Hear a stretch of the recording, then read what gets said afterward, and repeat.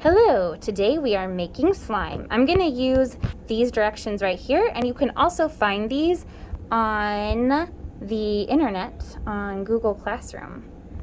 Here we go.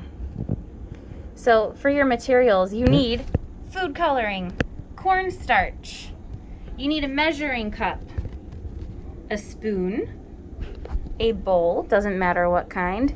If you don't want to get your hands messy, you can also have gloves. That's my glove over there. And then we want water. Here's my sink.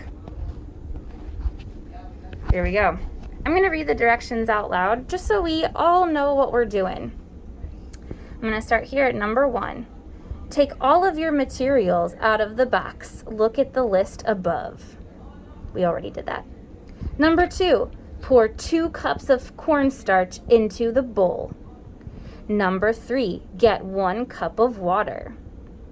Number 4, pour the cup of water into the bowl.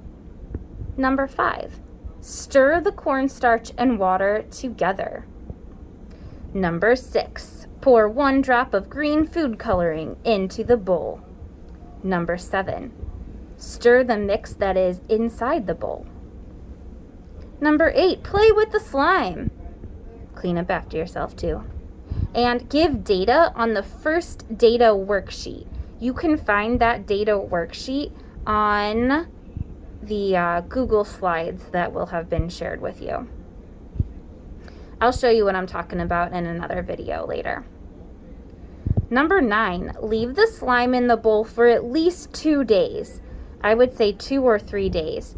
Do not cover the bowl. Do not cover the slime. Just leave it out.